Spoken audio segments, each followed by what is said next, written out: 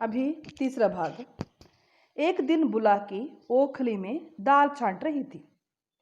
एक भिकमंगा द्वार पर आकर चिल्लाने लगा। बुलाकी ने सोचा दाल छांट लूं तो उसे कुछ दे दूं। इतने में बड़ा लड़का भोला आकर बोला, अम्मा, एक महात्मा द्वार पर खड़े गला फाड़ रहे हैं, कुछ दे दो, नहीं तो उनका रोया दुखी हो जाएगा। बुलाकी ने उपेक्षा के भाव से कहा, भगत के पांव में क्या मेहंदी लगी है? क्यों कुछ ले जाकर नहीं देते? क्या मेरे 4 हाथ हैं?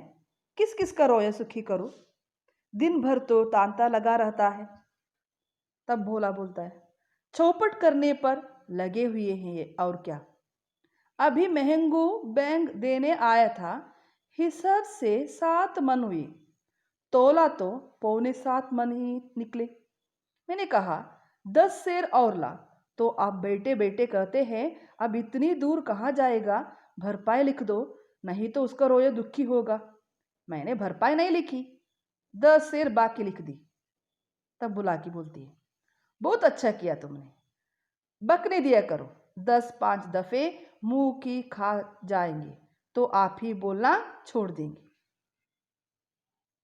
तब भोला बोलता है, दिन भर एक न एक कुचड़ निकालते रहते हैं, 100 दफे कह दिया कि तुम घर गृहस्थी के मामले में ना बोला करो, पर इनसे बिना बोले रहा ही नहीं जाता।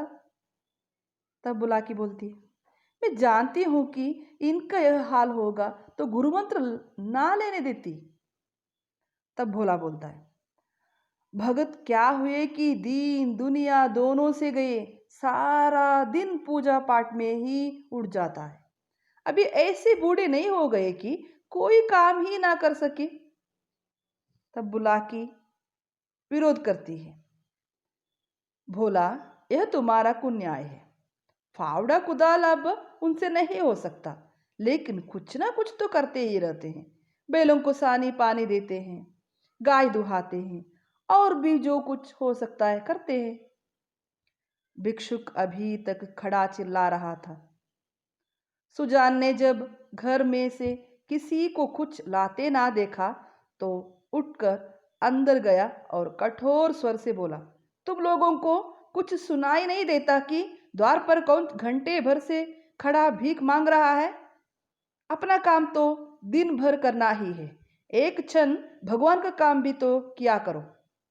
तब बुलाकी बोलती है, तुम तो भगवान का काम करने को बैठे ही हो, क्या घर भर भगवान ही का काम करेगा? तब सुजान बोलता है, कहाँ आटा रखा है, लाओ, मैं ही निकाल कर दे आऊं, तुम रानी बनकर बैठो।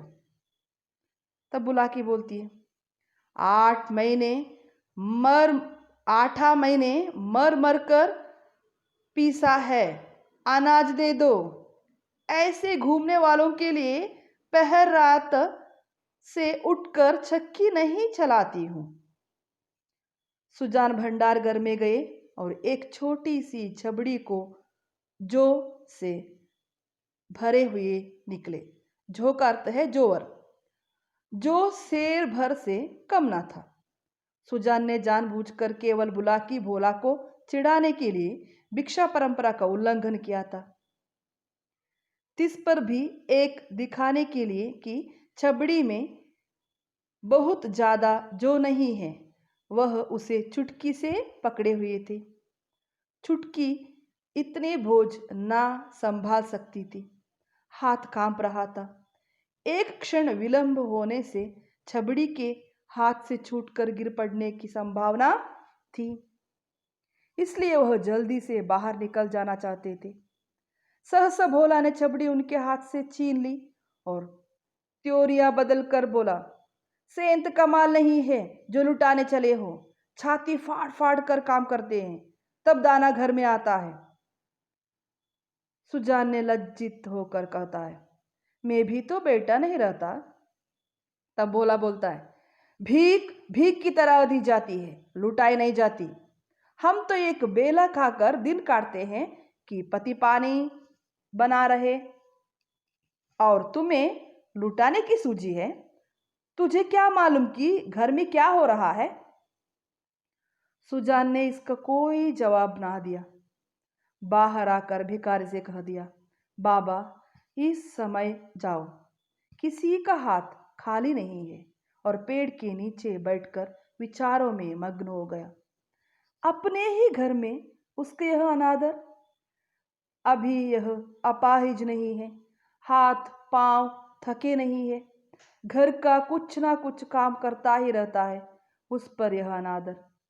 उसी ने घर बनाया, यह सारी विभूति उसी के श्रम का फल है। पर अब इस घर पर उसका कोई अधिकार नहीं रहा। अब वह द्वार का कुत्ता है, पड़ा रहे और घर वाले जो रूखा सूखा दे दे वह खाकर पेट भर लिया करे। ऐसे जीवन को धिक्कार है। सुजान ऐसे घर में नहीं रह सकता। संध्या हो गई थी। भोला का छोटा भाई शंकर नारियल भर कर लाया। सुजान ने नारियल दीवार से टिका कर रख दिया। धीरे धीरे तंबाकू जल गया। जरा देर में भोला ने द्वार पर चारपाई डाल दी। सुजान पेड़ के नीचे से ना उठा। कुछ देर और गुजारी, भोजन तैयार हुआ। भोला बुलाने आया। सुजान ने कहा, भूख नहीं है? बहुत मनावन करने पर भी ना कहा उठा। तब बुलाकी ने आकर कहा, खाना खाने क्यों नहीं चलते? जी तो अच्छा है। सुजान को सबसे अधिक क्रोध बुलाकी ही पर था। यह भी लड़कों के साथ है। यह बैठी देखती रही और भोला ने मेरे हाथ से अनाज छीन लिया। इसके मुंह से इतना भी ना निकला कि ले जाते तो लेने जाने दो। लड़कों को ना मालूम हो कि मैंने कितने श्रम से यह गृहस्थी जोड़ी है, पर यह तो जानती है। दिन को दिन और रात को रात नहीं समझा। भाद्रपद के समय भी अंधेरों रात में झोपड़ी लगा के अनाज की रखवाली करता था। जेठ बैसाखी दोपहरी में भी दम ना लेता था। और अब मेरा घर पर इतना भी अधिकार नहीं है कि भीख तक दे सकूं। माना कि भीख इतनी नहीं दी जाती, लेकिन इनको जो छुप रहना चाहिए था, चाहे मैं घर में आग ही क्यों ना लगा देता, कानून से भी तो मेरा कुछ होता है। मैं अपना हिस्सा नहीं खाता, दूसरों को खिला देता हूं। इसमें किसी के बाप का क्या साझा?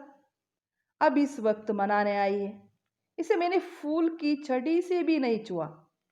नहीं तो गांव में ऐसी कौन औरत है जिसने खसम की लाते ना खाई हो, कभी कड़ी निगाह से देखा नहीं तक नहीं।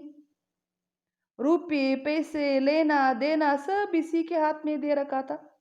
अब रुपये जमा कर लिए हैं तो मुझी से घमंड करती है। अब इसे बेटे प्यारे हैं, मैं तो निखट्टू लुटाऊ घर फूंका घूंगाऊ गोंगा हूं। मेरी इसे क्या परवाह। तब लड़के ने ना थे जब बीमार पड़ी थी और मैं गोद में उठाकर वैद्य के घर ले गया था। आज इसके बेटे हैं और यह उसकी माँ है।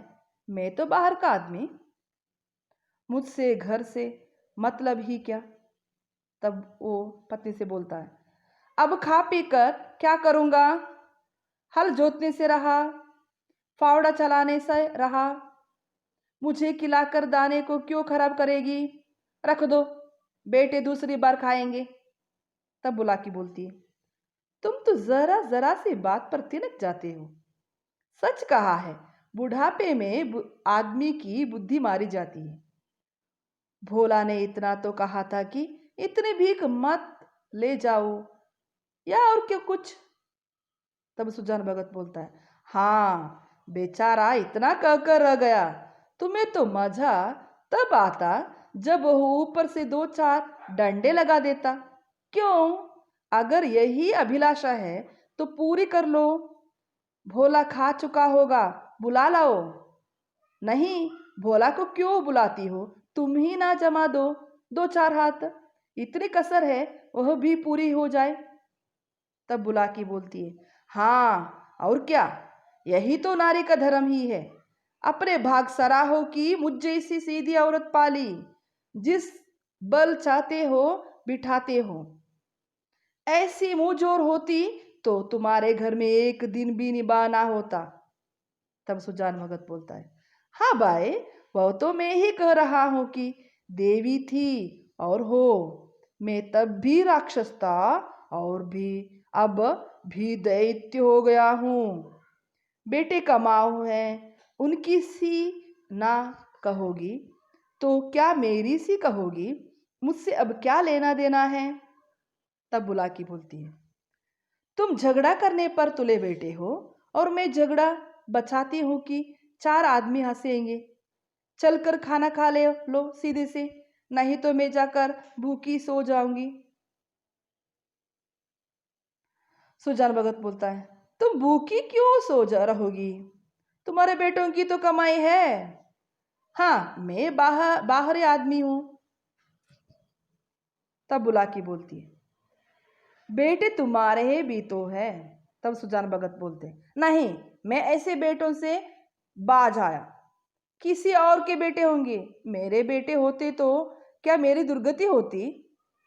तब बुलाकी बोलती है, गालियां दोगे तो मैं भी कुछ कह बैठूंगी। सुनती थी मर्द बड़े समझदार होते हैं, पर तुम सबसे न्यारे हो। आदमी को चाहिए कि जैसा समय देखे वैसा काम करे। अब हमारा और तुम्हारा निबाह इसी में है कि नाम के मालिक बने रहे और वही करे जो लड़कों को अच्छा लगे। मैं यह बात समझ गई, तुम क्यों नहीं समझ पाते? जो कमाता है उसी का घर में राज होता है, यही दुनिया का रीति है। मैं बिना लड़कों से पूछे कोई काम नहीं करती। तुम क्यों अपने मन ही करते हो? इतने दिनों तक तो राज कर लिया, अब क्यों इस माया में पड़े हो? आधी रोटी खाओ, भगवान का भजन करो और पड़े रहो। चलो खाना खा लो। तब सुजान भगत बोलता है, तो अब मैं द्वार का कुत्ता हूं? बुलाकी बोलती है, बात जो थी वह मैंने कह दी, अब अपने को जो कहो समझो। सुजान ना उठे, बुलाकी हार कर चली गई।